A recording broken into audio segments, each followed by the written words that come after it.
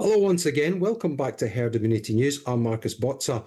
It's been about a year now since we spoke to our next guest, Dr Anthony Hinton. Anthony Hinton is a specialist in ear, nose and throat surgery. He qualified almost 40 years ago now as a GP and into practice into specialist field. But he came to our attention during the COVID era where he was one of the loudest voices speaking out against lockdowns and the potential dangers of those lockdowns, and subsequently onto the vaccines, calling them into question, as many millions did around the world. But without further ado, I'll just say, Dr Hinton, how are you, sir? I'm very well, and thank you very much for inviting me back. It's a pleasure to have you on, and you were one of the first people who I wanted to speak to when I set up this channel. We are called Herd Immunity News, after all. And the last time you came on, we spoke about the government's complete insanity towards telling us that we had to forget about things like learned immunity, herd immunity, acquired immunity. Then have you noticed that all of these leaders during the COVID era are now gone? The Nicola Sturgeons, the Boris Johnsons, the Richie Sunaks, the Jonathan Van Tams, they all seem to have disappeared off into the sunset. But lest we forget, they're part in what many people are saying is one of the biggest crimes against humanity. Well, Jonathan Van Tam disappeared off to a very nice job as a consultant with Pfizer. No, Moderna. And he's not been heard of since, really, but I'm sure he's doing very well for himself. You remarked upon the sort of stuff I used to talk about the lockdowns and the way COVID was handled and the closure of schools and things. And of course, there is now a lot of stuff coming out in that COVID inquiry, even though I think it's very much steered in a certain way. Only a certain amount is allowed to come out. But there are comments in that every week now about what a mistake it was for schools to be closed down, what a mistake it was to lock elderly people away in care homes without the proper medical care. And one of the reasons amongst many, we can talk about others if you wish, as to why so many people in care homes died. So slowly these things are coming out, but very slow, I would say, in the United Kingdom. Things are progressing a bit faster in the United States because of the recent change in government and a new president, and particularly a new person in RFK Jr. in charge of their healthcare system. Yeah, absolutely. And with the volume of information that's out there, whether it be on the war, net zero, mass immigration, the crimes of mass immigration, the plight that many people are in, the most important thing to us really is our health. And that's the most valuable asset we had. As my old granny used to say, Doctor, your health's your wealth. An old saying, but a very true saying. And as you say, that there is not as much as perhaps there should be on the state of health that we find ourselves in. But can I just ask you a question about your own health, please? Because the last time we spoke, you mentioned that you were monitoring. You're quite open about this, but I think you had one or two of the COVID.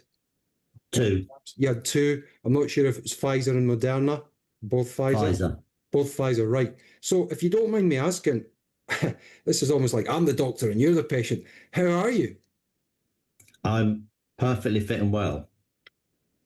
And there was quite an interesting study, actually, and I think it was looking at the Pfizer batches, because all different batch numbers on these vaccines, and they produced a graph looking at various batch numbers and the numbers of bad side effects.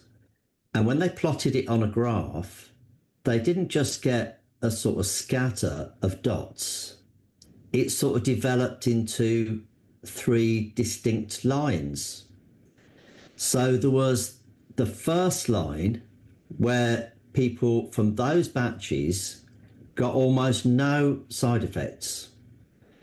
There was an extreme line in the other direction where the people that got any of those batches got a huge number of side effects.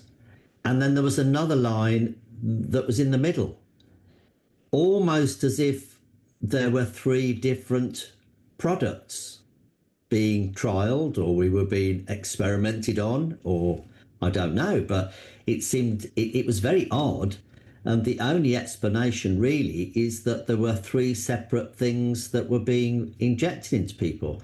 Now, interestingly, I was out to dinner last night with one of my colleagues who I met during the COVID debacle, should we call it? Yeah. And in fact, one of the sort of lasting thing that I think is the positive that I got out of all that COVID is I met so many fantastic, free-thinking people.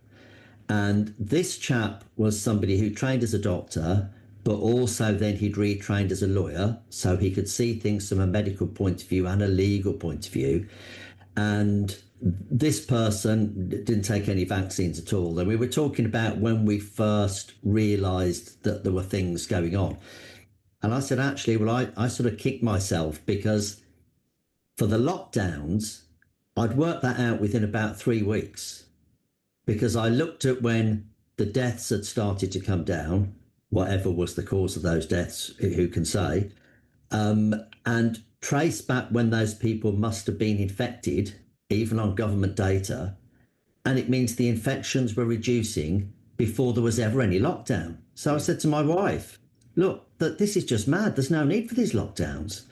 And my whole family at that point thought I was totally nuts. They don't think that now. And so I was saying to this chat last night, I was really annoyed, really, that when it got to then the vaccines, I'd realised that that was all nonsense and we didn't need the lockdowns and we'd been lied to.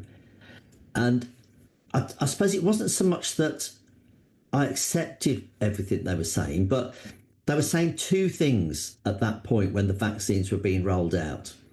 They were saying there were 4 groups that needed to be vaccinated: medical staff, elderly people, people in care homes, people with health conditions. And once all those people were vaccinated, that would be it. There'd be no more lockdowns. It would be the end of all this sort of madness. And on top of that, doctors were being told specifically that we had a duty to get vaccinated. Otherwise, we'd pass it on to our elderly patients and they would die and we'd be responsible. But of course, we know now it never stopped transmission at all, made no difference. That's right. And we were obviously lied to that only 4 groups needed to be vaccinated, because it just carried on and on and on, all the way down to young children.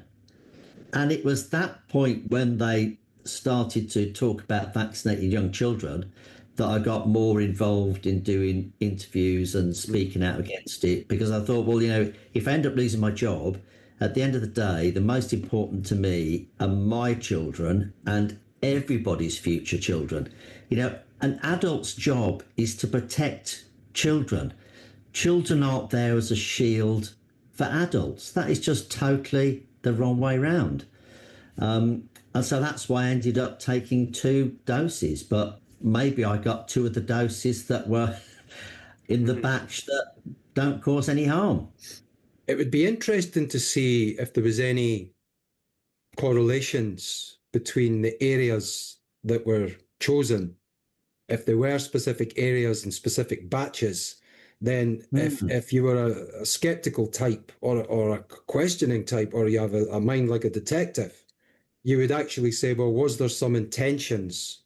Did they know which batch did which? For example, were the same batches given out in Brixton that were given out in Mayfair or Belgravia? I'm sure some people did know. They will have been people quite high up. I'm not sure there were many politicians even that knew, and certainly the people giving the vaccines wouldn't have known. Well, they said it was safe and effective. They must have known, Doctor, because they said it was safe and effective, and surely they wouldn't take a chance with, he says, with tongue in cheek. Surely they wouldn't play fast and loose with people's lives.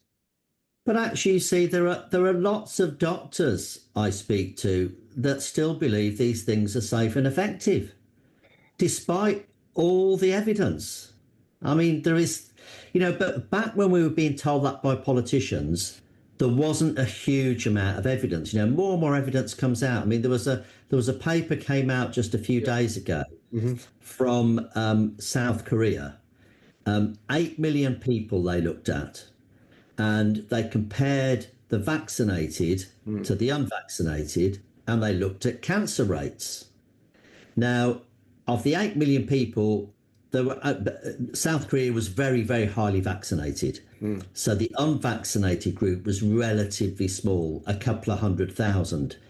But still, that 200,000 is a big number.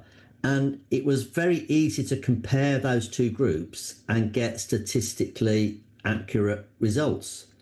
And overall, cancers in the vaccinated group were up by about 30%. Some were up by 60%. And all of those results were statistically significant. So it was lung cancer, colon cancer, prostate cancer, breast cancer, Pancreatic. I can't remember, but there were the whole load of cancer, and then it was interesting that this is now more acceptable to at least talk about and discuss. And in fact, it should have always been acceptable to talk about and discuss. And doctors should have been talking about it and arguing about it between themselves rather than just shutting people down and not having the discussion. And it was interesting recently at the Reform Party conference. Yes. They had somebody called Aseem Malhotra, who I know very well, who was invited along to give a talk about some of these issues. And one of the things he mentioned, it wasn't something he said. He was quoting what he'd been told by a very eminent oncologist, Angus Dalgleish. Angus Dalgleish, yeah. And he was saying Angus Dalgleish thought some of the cancers in members of the royal family might have been related to the COVID vaccine. Well, they might not. Yeah. I mean, in an individual case, that's just impossible to say. Sure. But you can't just ignore this huge study from South Korea because of the huge numbers in there. It's impossible to say which of those people in the vaccinated group got cancer due to their vaccine, or they would have got it anyway. But you can say a third of them got it from the vaccine. 2/3 would have had it anyway. But each individual, it's impossible to know. But there was also a recent, this was from the United States. Again, it was somebody who had a colon cancer operated on, and they took biopsies of the tumour and they found genetic sequences from the COVID vaccine in the tumour, which I think is certainly something needs looking further into.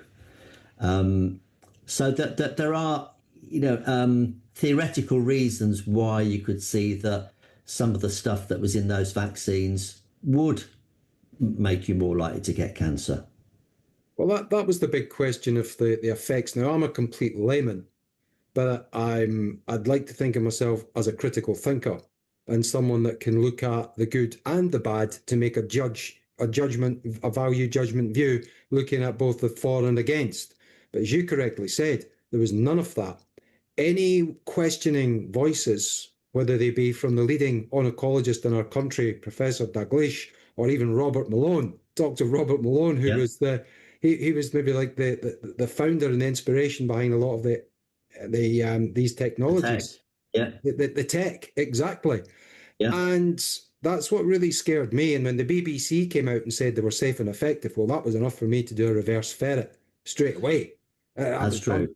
I was done, because that as a source, many of our viewers and followers and your viewers and followers will know that's enough to pump the brakes, to use that Americanism, straight away. But as we interviewed Andrew Bridgen, MP for West Leicester at the time, Andrew was probably the loudest voice in our British Parliament, speaking out against the damage done to the lockdowns, and also looking on to the World Health Organization pandemic preparedness treaty that they have coming along. And also he got his hands on the Pfizer contract, the South African version, which was unredacted. Yeah.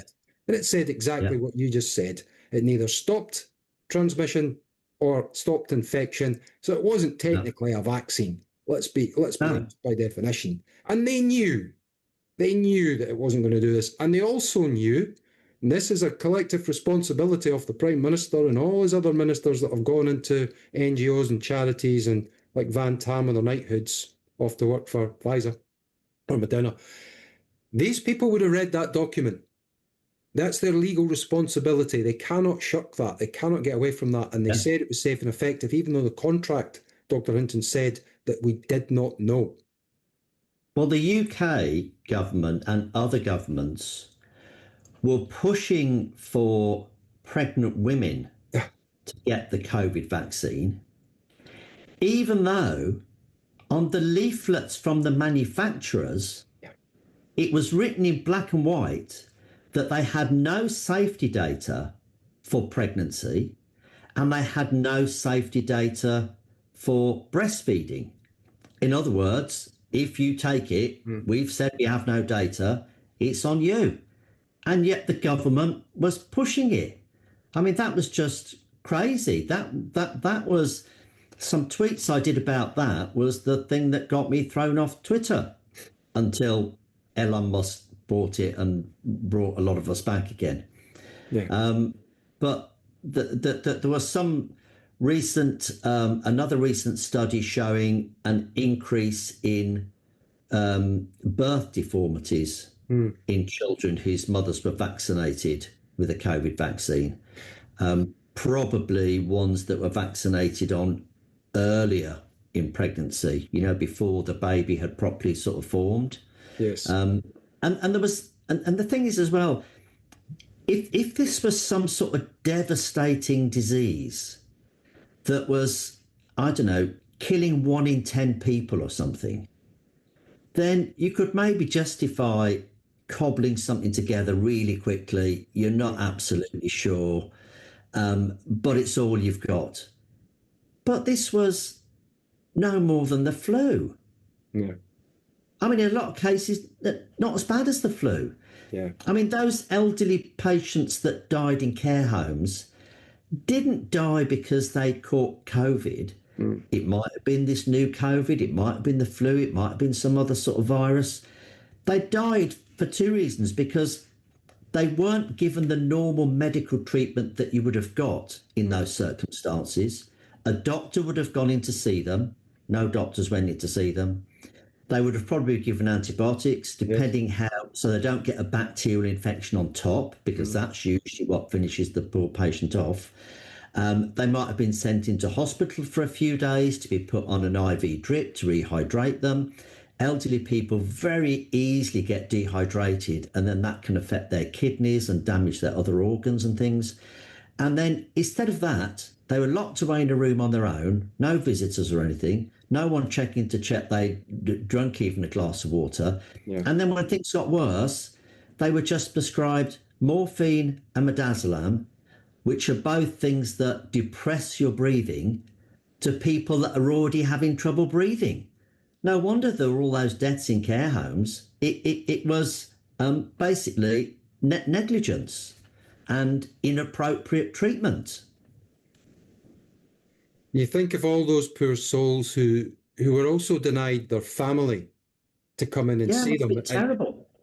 And keep an eye on what's going on. I mean, countless times family members of mine have gone on, and my aunties looked at the medical details to see, what's going on, or at least question what's going on. And they're in Scotland, we had some of the worst care home deaths because they were discharging patients who were infected back into care homes. And as you say, there seemed to be some sort of pathway, somewhat like the Liverpool pathway, where they went straight into palliative care and onto ventilators. And it seemed to be like a slow death march. As a layman, that's what it looked like to me, Dr. Hinton. Well, I think if you were put on a ventilator or put on something called remdesivir, which was a drug that was used, Yes. that in itself it has got lots and lots of side effects. I mean, affects your kidneys very badly, and so that combination will have hastened lots of people's deaths. And the thing is, if those people had, if we just treated everybody like we would have treated them with a normal influenza outbreak, we would have had the same number of deaths as a normal influenza outbreak. I don't believe it needed treating any different at all. And I think the more the evidence comes out, Yeah. the more that is the case. And the more friends, sorry to interrupt, but the more friends of mine are telling me now that they're in stage 4 cancer, or they're having problems with their insulin. They're in problems with the fighting or keeping their insulin levels lower. They're also. Well, I don't know anything about the insulin, but I certainly know a lot of cancer doctors Right. that say they're seeing much more advanced cancers, like, you know, people presenting with stage 4. And the thing is with, you know, cancer treatment is generally, if you catch it early, you've got a very, very high cure rate. If you catch it late, well, the cure rate goes right down. And also, it's a lot more expensive to treat those patients, so they're in hospital for a lot longer. Now, some of that, looking at this recent paper from South Korea, is, I'm sure, vaccine related. Some of it, of course, is because they just shut the health service, Yeah. and it became a national COVID service. And again, there was some interesting evidence given by high ups in the medical profession at the COVID inquiry in the last week to say that actually, no, the hospitals weren't all full and overflowing. No. They were like half empty. You know, but that's not what we were being told. Yeah, the propaganda was off the scale, and also, you know, that you made an interesting point about vaccines in general. There's a couple of points I want to put to you, but especially when it comes to Robert Kennedy, where they're actually and even President Trump has done this. They're looking at vaccinations in autism, and they're looking at the numbers. They're absolutely shocking when you see it's almost like 1 in 30 children in America now are suffering from autism, some form of autism, whereas maybe 30 years ago it was 1 in 16 to 17,000. Then they look at the Amish communities for a sample size of the Amish that don't have any autism or any of the problems. So what are your views on vaccines in general now? Have they changed after the COVID era? Yeah, they have changed. I mean, particularly if you look at the United States vaccine schedule for children, they have like about more than 70 shots. It's mad. Starting at, I mean, some of them from the day that you're born.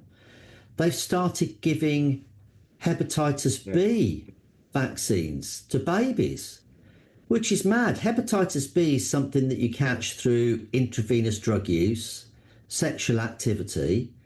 I've had a hepatitis B vaccine as a surgeon, because when we're operating on patients, if we cut ourselves and then we get the patient's blood on us, we could catch something from the patient or pass something the other way. So a lot of surgeons have had a hepatitis B vaccine. And there are problems with that as well. But to be giving it to newborn children is just absolutely crazy. And the logic was, that baby could be being born to a mother that has already got hepatitis B or is an intravenous drug user. And you think, well, just take a blood sample and you'll know if the mother's got hepatitis B. And you could maybe then make an argument to giving those newborn kids a hepatitis B vaccine, but not everybody. It's just mad. And there's a very interesting lady called Professor Stable Ben and she works in, I think, Denmark or somewhere in Scandinavia anyway. And she looks at, she's not anti-vaccine, she's pro-vaccine, but she's pro the vaccines that have a positive overall effect on you. So, for instance, there are some vaccines that say, I can't think of a particular one, but you can have a vaccine that does reduce that particular disease. Polio. No, there's a different one. Was there was an African study, and it was the diphtheria. Okay. So there was a whole group of kids in Africa given diphtheria vaccine, and they followed them up. And the ones that had the diphtheria vaccine, almost none of them got diphtheria. The ones that didn't have the vaccine, some of them did get diphtheria. I don't think there were any deaths. But the interesting thing was, more children in the diphtheria vaccine group died overall compared to the non-vaccine group, because they were dying of other things. So the diphtheria vaccine helped to make it less likely for you to get diphtheria, but somehow it was making you more likely to die of lots of other things. So what's the point in taking that? And that was her argument. Whereas, say, the TB vaccine, now I remember having a TB vaccine, you're probably too young, I had a TB vaccine at school. Yeah, I got it. And the TB vaccine is very interesting. The TB vaccine is the opposite. It does stop you getting TB, but it also has an overall positive effect on you dying from other things. Nobody knows why. So there's a handful of vaccines that have this positive effect on overall mortality. TB's one, measles one, can't remember the other two offhand. But really all of the others, although they may reduce your chance of getting the disease that you've been vaccinated against, you're more likely to die of other things, in which case there's no point in giving that. So you're down to maybe a handful of vaccines that may be of value going ahead. But of course, the main thing that's improved people's health over the years isn't vaccines. It isn't doctors like me. Sure. It's the sewage workers and the refuse collectors and the people that provide us with clean water. And, there are all these huge things done in Africa to get all these kids vaccinated. What they need is some clean water. Mr. Gates is very keen on getting his helping out in Africa and India as usual. Mr. Bill Gates, who a lot of us were shocked to see him sitting next to President Trump with the leader, with the CEO of Pfizer. But just to get can I just get your views on ivermectin, please? Because during the COVID era, Joe Rogan, the famous podcaster, American podcaster, spoke about taking ivermectin. Subsequently, Mel Gibson has been on his program and spoken about the friends of his that have had stage 4 cancer. Now, I'm only secondary reporting this. I don't know this to be a fact myself, but he's actually spoken publicly of friends that have taken ivermectin and it's helped them reverse or at least suspend stage 4 cancer. Have you got any thoughts to ivermectin about people that maybe get infections or that have cancer? Well, there's a number of drugs, actually. The main ones, I guess, at the moment are ivermectin and something called fenbendazole. And there are lots of claims and counterclaims as to how well, will that reverse a stage 4 cancer? I suppose if I looked at it myself, what would I do? I would probably go for the standard treatment, and I'd probably take some of that as well. Like radiotherapy, for example. What have I got to lose? Well, it would depend on the cancer, but I don't see a problem. Yeah. I mean, really, what you need is you need some proper clinical trials where some patients are given ivermectin, perhaps with their standard treatment. Some patients just have the standard treatment. Some patients have the fenbendazole added. Some patients have both added, and follow those groups through to get some proper data. At the moment, they're sort of individual reports of individual cases. And I mean, and it's very difficult to make, any sort of scientific diagnosis on just odd individual cases. There was a patient of mine, for instance, I saw years ago, and he developed a cancer of his esophagus, his sort of swallowing tube down here. Yes. And it was all confirmed on biopsies. And he went, that must have been 25 years ago. And he went off and he started radiotherapy. Yeah. Anyway, one of the problems with radiotherapy is it does start to make you very sore, because you're almost burning the tissues with the radiation. It'd be like sort of, I suppose, severe sunburn would be a thing to liken it to. And I think he was supposed to have probably 10 sessions. He had 2, and then he said, I'm not taking any more. No, I don't know if I'm not taking any more. And he came to tell me about it, and I said, obviously, you've got to make your own decision. I said, that's not a decision I would have made. I said, but you've got to make your own decision, really. It wasn't me treating him for that. I saw him for other things. Yes. Anyway, I still see that patient 25 years later, and he's absolutely fine. And he had no progression of this cancer. Now whether that was a misdiagnosis on the biopsy originally would be my view. I don't know. He also, he eats raw onions every day. He says raw onions are very good for you. And he eats raw onions. Diet. I mean, that must be one of your pillars. He's very slim, this guy. He's not. He looks after himself. That's it. Keeping your BMI down. I know BMI's obviously got a lot of skeptics, but generally speaking, you're better to have a low BMI, non-processed foods. Yeah, no, he will. He'll have a low BMI. Yeah, no keep your carbs low. He gets a lot of exercise. Yeah, he's a lovely guy. I mean, I was so pleased that. Yeah, that's a great story. Went for him, but that just shows you can't make sort of hard science from just odd cases. But definitely there needs to be proper research into ivermectin and fenbendazole. Certainly ivermectin. Very, very little in the way of side effects from that.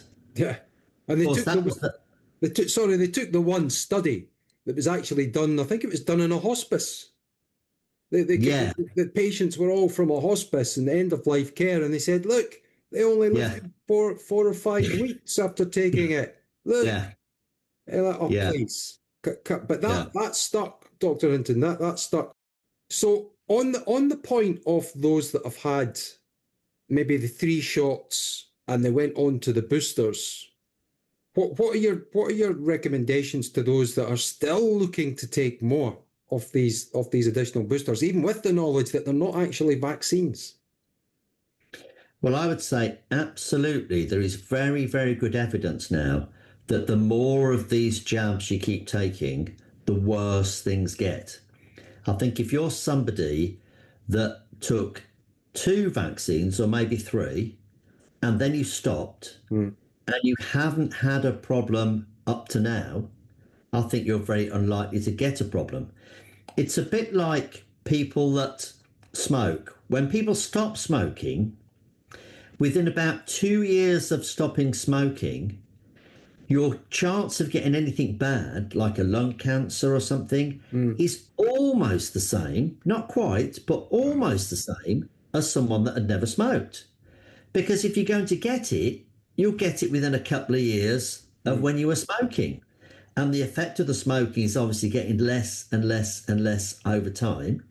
And I think it's the same with the vaccines. And certainly, I say a lot of evidence now, recent paper in Japan, showing that the more and more doses people took, particularly the boosters, the more and more those people get problems, higher percentage of those people get problems. So I'd say the thing to do is absolutely, you can't untake what you've taken, in a sense. No point worrying about that, but don't take any more. It's totally unnecessary. They don't work. They just cause harm. And there was nothing done to, there was nothing done by ways of people who actually might have had the COVID virus, and now they've built up their own learned immunity or herd immunity. I mean, I've read in some of the medical journals that it's actually quite risky to give a vaccine to someone who's actually immunized naturally against the virus. Yes, well, I worked with somebody that went for their first COVID vaccine the same day as I went for my COVID vaccine. We both work in the same place, and we weren't there exactly the same time. But that person told me, oh, must have been 2 weeks later when they finally resurfaced. They had their COVID vaccine. They sat there as requested, I think, for 10 or 15 minutes. They got into the lift, were on the 5th floor, and pressed the button to go down to go and get in their car. And before she got down to the bottom of the lift, her lips started to tingle, her fingers started to tingle. She could feel her breathing going off, and she knew that she was developing an allergic reaction. She was in the lucky position that she could just press the button again to go straight back up to the top. And she was in hospital for a week on drips and steroids and antihistamines and adrenaline. And that person said to me, if it had just happened 10 minutes later, they'd been in their car driving home, would have collapsed and probably be dead at the wheel from either the allergic reaction or a trauma from a car accident. And interestingly, that person had COVID a few months before. And of course, then if you've already got the antibodies to it and then you inject something, it's the same as if you've got somebody that's allergic to nuts. They've got all these antibodies flowing round to nuts, and then you give them some nuts. And you give them nuts. Well, it is nuts. It's not good. And it's the same theory here. Yeah, if you've got somebody that, but of course they were saying at the time, weren't they? You couldn't get immunity naturally. Yes, that's right. No, you could only get it from having the injection. Yeah. And I just thought, well, that's not like any infectious disease I've ever heard of before. That is so weird. I mean, generally, natural immunity, much better than any vaccine. Crazy. It really shows that there must be some sort of, there was a lot of capture as, Dr. Malone spoke about this psychosis, this formulated psychosis that was going around, this cognitive dissonance within the medical profession, people that have taken the Hippocratic oath of do no harm. When you actually look into the Hippocratic oath, it's not really worth the paper it's written on itself. No. It goes back to Greek mythology and all the rest of it, and a bygone era. But the amount of doctors that really worries me, Dr. Hinton, it worries me, the amount of doctors that have absolutely zero common sense. Now, it's always dangerous to take an umbrella approach and tar everybody with the same brush. We're better taking pinpoints of light in particular doctors. And one of our followers spoke to their GP, who will remain nameless, and the GP said that the COVID virus was actually causing the thrombosis problems that we were seeing in light of the vaccines. So the clots in the brain going up the central artery. Yeah. He was now off the belief that it wasn't the vaccines. And you think, how can someone medically qualified take that departure to Netherlands and start? They sort of made that claim. Do you remember when people first started talking about myocarditis? Yes. In relation to the Pfizer vaccine? And there were more and more cases being found. And in fact, as an ENT doctor, Mm. I'd never ever seen a patient in any of my medical training with myocarditis, not ever. It's like really, really rare. I found two patients that came to see me for ENT problems Mm. that had got myocarditis. And I had to convince the cardiologists that it was from their vaccine, which eventually they agreed. Yeah. And so that's two that I saw after the COVID vaccine. I've never seen it in my working life ever before. And then at that stage, when these cases started to come to light, then people started saying, but no, you could get it from COVID as well. And I thought, well, hang on, we've had a good 18 months without any vaccines around, no mention ever of myocarditis at all. And yet now we've seen these vaccine ones. You say, oh no, it must be the COVID itself. It can't be the vaccine. Yeah. You think, why didn't we get them before then? Nonsense. One other thing that you just touched on that I just wanted to say a word about, because it did concern me a bit, was the meeting you alluded to in the Oval Office with the chief executive of Pfizer, Mr. Bill Gates there, and RFK Jr. standing behind them, staring daggers. And there was a bit of a love-in between the Pfizer chap and Trump. I think basically because they'd agreed they were going to reduce their drug prices. That's what it was about. It wasn't particularly about the COVID vaccine or anything. Yeah. But I think it has got a lot of people worried about, is Trump going to let these people get away with it, as it were? I don't know the answer, but I think actually what's more important is I think the two things that RFK Jr. is wanting to change is, first of all, these vaccines on the children's schedule shouldn't be mandatory. It should be up to parents. Yes. And schools should not be able to say, you can't allow little Johnny to come into my school if he hasn't got a measles vaccine. My argument would be, if the parents who have vaccinated their children against measles believe it works, it doesn't matter to them if there's a child there that's not been vaccinated against measles. He's no threat to the ones that have been, if the vaccine works. And then the second thing I think that he's aiming to do is get rid of the indemnity of manufacturers for claims against damages from vaccines. There's no other drug that applies to. There's no tablet or medicine that has got indemnity. If things go wrong, the manufacturer is liable and can be sued, quite rightly. And that's still quite a high bar to try and prove that particular tablet caused your particular problem.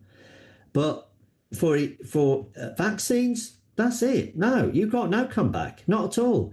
But I mean, what a fantastic business model is that, to try and get every child injected multiple times with something that, if it goes wrong, you can't be sued. I mean, it's a mad idea.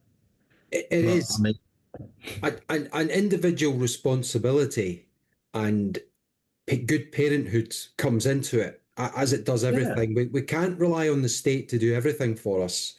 No. And people, I think, have had enough ample opportunity now, Dr. Hinton, to pump the brakes, for the want of a better expression, on the entire medical industry, from the good, the bad, and the deadly.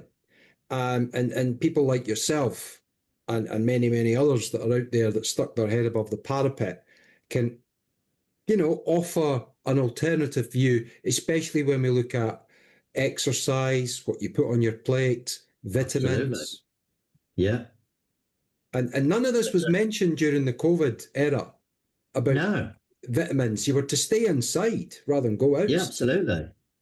Yeah, he didn't want to see any sun.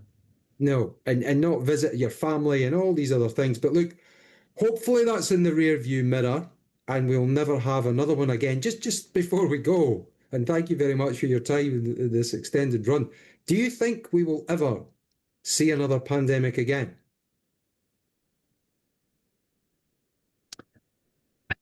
I'm not sure we saw a pandemic.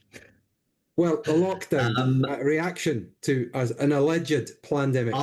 I think I wouldn't be surprised if they tried it, but I think so many people would resist. It would be impossible to implement. I mean, last time it would have been, I don't know, 2% would have not complied. Right. Next time, it'd be at least 20%, a good 20%. And that they can't lock up 20% of the population. That's right, and many people are aligning the digital IDs and the push for digital ID.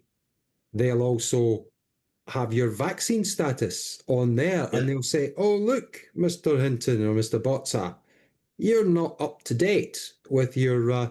schedule. You can't come into Witherspoons." Well, you see, looking at all these things together, we've got this pandemic of a deadly virus or not a deadly virus. You couldn't treat it with any existing drugs, that wasn't allowed. So you had to have a vaccine. Because you had to have the vaccine, you then had to know who had had it. So you had to have the vaccine passport. Now, they didn't manage to get the vaccine passport to stick, really, because too many people didn't comply with it. And I think the vaccine passport was to get your digital ID. It's the same, really, when you think about it. Yeah. And then, of course, you put your digital ID with your central bank controlled digital currency, and the government has got you completely over a barrel and can control everything that you do, any dissent or whatever. And people said, it's all right, but what about if there's a terrible government that comes in the future? And I say, well, we've got a terrible government now. You mean one that locks people away, thousands of people for the odd tweet? The tweets, absolutely, yeah, but doesn't lock them away for paedophilia. Well, I that's mean, right. look at that newsreader.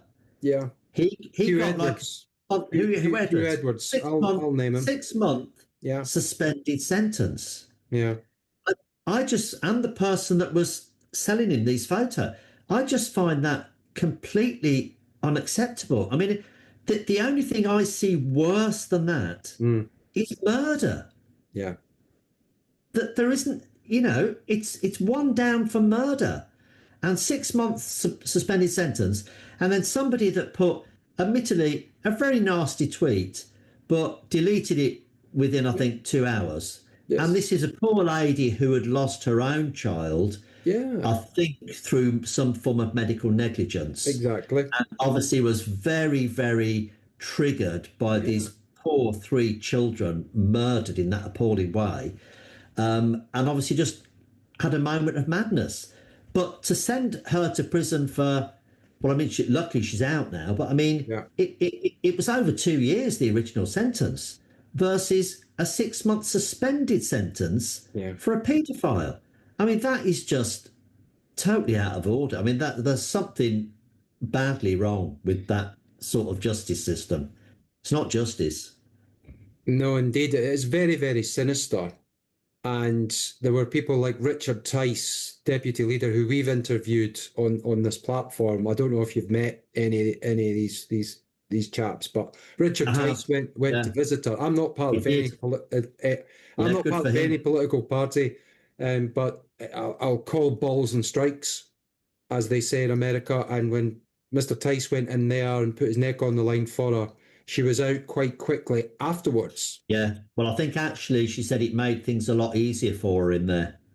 Absolutely. And Toby Young's Free Speech Union, which I'm a member of that. Absolutely. And we have Godfrey Bloom. I don't know if you're familiar with Mr. Yes. Great man. And he's a member as well. Most of the people I speak to, I'm sure. They all have to cover their back for £59 it's like a little insurance policy. In this day and age, it is ridiculous, but for those of us overseas and coming back from overseas, we don't want the Graham Linehan treatment, getting 5 armed guards. I mean, what did you think of that? 5 armed police meeting him When Well, Graham again, Linehan, and this is all it's not the country I know. complaints. It's all from complaints for Yeah, one particular ex-police officer yeah. who is a man, claimed to be a woman, and was the same person, I think, all doing vile tweets Mm, against the chap that runs We Are Fair Cop. right. Eventually, this person got fired. Mm. And now he, likes to be called she, goes around making vexatious complaints constantly. Now, why they aren't just told, look, one more vexatious complaint, you'll be arrested for wasting police time. Please just go away. But instead, they follow it all up. It's just nuts. Crazy. I think there's a Absolutely. lot of pushback, though, on all those things now. And you can talk about it at least now, which you couldn't. Well, massively, you're even saying, as I quote, in my hope, where I was born in a town called Falkirk in Scotland. Long story short, there was a young girl, 15 years old, raped by an illegal migrant who we were housing, paying for, clothing and feeding. This story was suppressed in the courts. It was silent courts, closed courts, and it was also suppressed from the freedom of information requests that were put in, Yeah, asking local journalists like myself, asking for the nationality of this yeah, chap. And really, you had that danger for the youngsters, whether it be one, whether it be 10, whether it be 100, there's still a clear and present danger. If one death was too much during COVID, then why does that not apply to one rape yeah. or one murder with Well, mass you can't be allowing people to come into the country when you have no idea whatsoever who they are, what their past is, often coming from places in the world that have had lots of conflict, that they may have been involved in on one side or the other. It's just a I mean, that certainly the first duty of a government Hmm, is to protect your borders and your own people. absolutely. Yeah. But anyway, that's Absolutely. a And whole we other take you interview. down different rabbit holes, and it's always interesting because when we unleash the Kraken, and we find out that the medical profession, I've sat down with some people that normally GPs, and when they get going, they lift the lid on preferential treatments that new arrivals are given over everybody else. They go to the Mm, top of the queue. My own dentist told me, he said, "You're in agony, your family are in agony. I have a remit to deal with these people first, and it comes from the local council that yeah. we were presented. See them now at the top of the list, or else." Yeah. But anyway, look, thank you very much again, Dr. Hinton, for Pleasure. coming back on Herd Immunity News. We'll try and make it not a year next time. We'll maybe Okay. get you on a lot sooner. But your advice and your recommendations are invaluable to us all, and I salute you for everything that you said and you did during the COVID era and from then on in. Thank you very much, sir. Thank you very much.